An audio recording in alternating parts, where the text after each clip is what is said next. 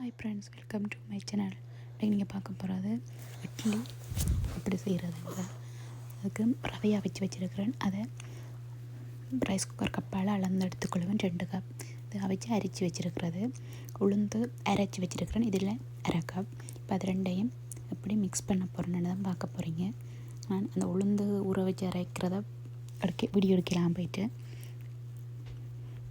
இப்போ இதை ரவையை அளந்துட்டு ரவைக்குள்ளே அரைச்சி வச்சுக்கிற உளுந்தை போடுவோம். உளுந்தை இதுக்குள்ளே விட்டுட்டு அப்புறம் உளுந்தையும் ரவையும் மிக்ஸ் பண்ணுவோம். உளுந்தின் ஈரப்பதத்திலேயே முதல் ரவையை மிக்ஸ் பண்ணிவிட்டு பிறகு தண்ணியை விட்டு கொஞ்சம் கொஞ்சமாக அதுக்கு உங்களுக்கு எவ்வளோ பதம் தேவையோ அதுக்கு பிறகு ரவையும் உளுந்தையும் மிக்ஸ் பண்ணிக்கொள்வோம். உளுந்தையும் ரவையையும் நல்லா பிசைஞ்சு குழச்சி போட்டு பிறகு கொஞ்சம் கொஞ்சமாக தண்ணி சேர்த்து பதத்துக்கு குழைப்போம். இப்படி நல்லா கட்டியல் இல்லாமல் நல்லா சாஃப்டாக வரும் வரைக்கும், கட்டியாக இல்லாமல் நல்ல இதாக இருக்கும் வரைக்கும் குழைப்போம்.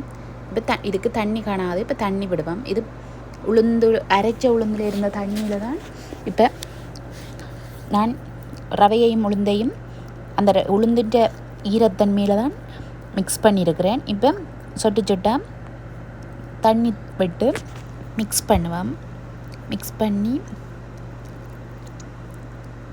நாங்கள் ஒரு 18 மணித்தியாலம் புளிக்க வைக்கணும். இங்கே கனடாவில் குளிரண்டபடியில் நான் 18 மணித்தியாலம் வைக்கிறேன்.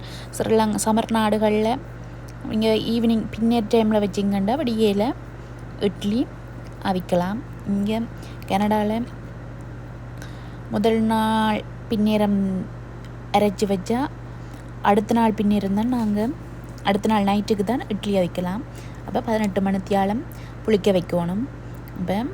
இப்போ கொஞ்சம் கொஞ்சமாக தண்ணியை விட்டு நாங்கள் இந்த இட்லி மாவை நாங்கள் அதை அந்த தண்ணியவே இந்த உளுந்தும் ரவையும் மிக்ஸ் பண்ணியிருக்கிறதுக்குள்ளே விட்டு அதை நல்லா பிசைஞ்சு கொள்ளுவோம். பிசைஞ்சு இட்லி நல்லா தண்ணி ஊற்றாமல் இந்த ஓரளவான தண்ணி விட்டு நல்லா கட்டியல் இல்லாமல் மிக்ஸ் பண்ணிக்கொள்ளுவோம் உளுந்தையும் ரவையையும்.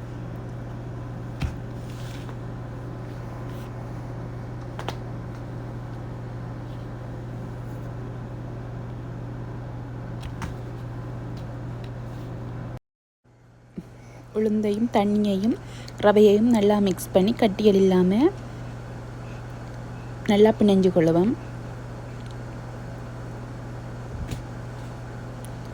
முதல் உளுந்தின் ஈரத்தில் ரவையை மிக்ஸ் பண்ணாங்க. இப்போ கட்டியல் இல்லாமல் நல்லா மிக்ஸ் பண்ணிக்கொள்ளுவோம்.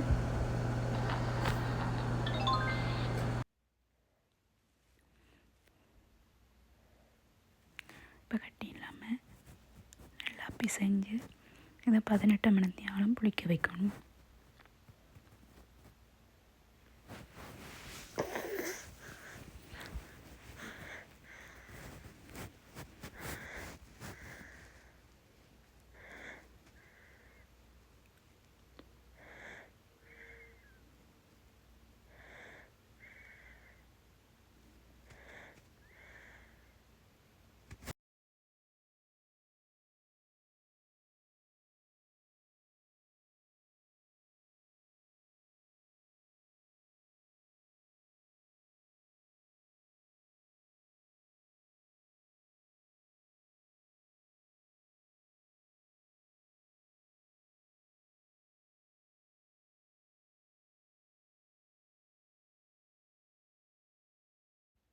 அப்படியே நல்லா கட்டி இல்லாமல் பிசைஞ்சு நல்லா சுற்றி உள்ள மாக்களை வேலை எல்லாத்தையும் வலித்து தட்டிக்குள்ளே விட்டுட்டு இந்த பதத்தில் அப்படி நல்லா மூடி 18 மணித்தியாலத்துக்கு புளிக்க வைப்போம். இப்போ இட்லிமா புளிச்சு வந்துட்டு இனி இதுக்கு தேவையான அளவு உப்பு கொஞ்சம் தண்ணி விட்டு மிக்ஸ் பண்ணிக்கொள்ளுவோம். ஊற்றக்கூடிய அளவுக்கு தேவையான அளவு உப்பு போட்டுக்கொள்வோம்.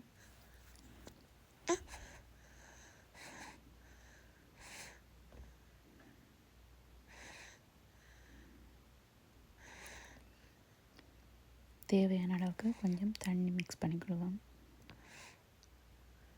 தண்ணி ஊற்றிட்டு நல்லா மிக்ஸ் பண்ணிக்கொள்வோம்.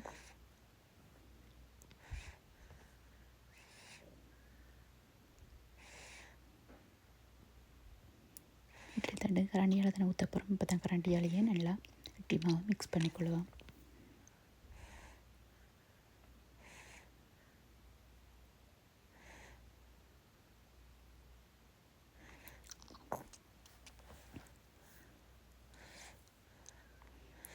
இட்லி சட்டியில் தண்ணி வச்சு கொதிக்க வச்சுருக்கிறேன். நல்லா மிக்ஸ் பண்ணிவிட்டு தண்ணி கொதிக்க தட்டில் எண்ணெயை பூசி கொஞ்சம் இட்லி மாவை ஊற்றி அடுப்பில் வைக்க வேண்டியதான்.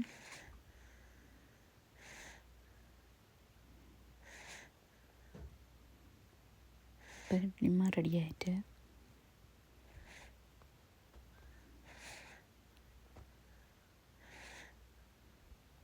அதில் சுமார் ஒரு 20 இட்லி வரக்கூடிய அளவுக்கு இருந்தது. ஊற்றுறதை நான் எடுக்கையில் ஊற்றி பாருங்க. இட்லி அவிஞ்சிட்டு இனி அதை இறக்குவோம். 2 தட்டு அதில் ஒரு தட்டை எடுத்து இட்லியை கரண்டியால் எடுத்துக்கொள்வோம். இப்போ இட்லியை பார்த்தீங்க, இட்லிக்கு கறி சாம்பார் பருப்பாவியை வச்சுருக்கிறேன். பருப்பாவியை வச்சு எடுத்துட்டு மரக்கறியை தாளித்து கொட்டுவோம். பருப்பாவியது இட்லியும் வேறுது பார்த்தீங்கன்னா அதுக்கு சாம்பார். இப்போ பருப்பை வெஞ்சிட்டு இறக்கி போட்டு சட்டியை கழுவி போட்டு மரக்கறியில் தாளிப்போம். மரக்கறி, பூசணிக்காய், கேரட், லீக்ஸ், உருளைக்கிழங்கு, கறிமிளகாய் போட்டிருக்கிறேன். அதில் வெட்டி வச்சுருக்கிறேன். இது பருப்பை இறக்கி போட்டு வெங்காயம் மிளகாயை தாளித்து மரக்கறியில் போட்டு அவிய விட வேண்டிதான்.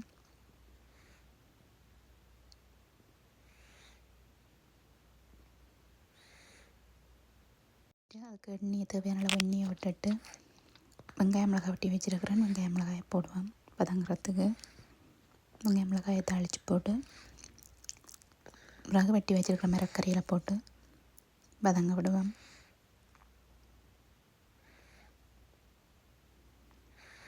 எண்ணெய் கொதிச்சுட்டு வெங்காயம் மிளகாயை போடுவேன்.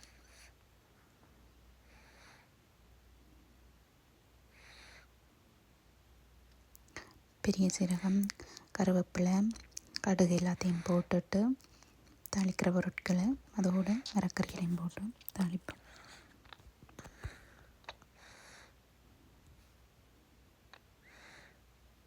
வெங்காயம் வதங்கி கிணறுவே மரக்கறியை போட்டு மூடி மரக்கறி வதங்கி வர வச்ச பருப்புக்குள்ளே தேங்காய் பால், உப்பு, உள்ளி மிளகாய் குத்தினதெல்லாம் போட்டு வச்சுருக்கிறேன். அதுகளையும் போட்டு இப்போ அடுப்பில் மிக்ஸ் பண்ணுவோம். மிக்ஸ் பண்ணிவிட்டு உப்பு காணுமான்னு பார்த்துட்டு அப்படியே கொதிக்க விடுவோம். இப்போ சாம்பாரும் இட்லி ரெடி ஆகிட்டு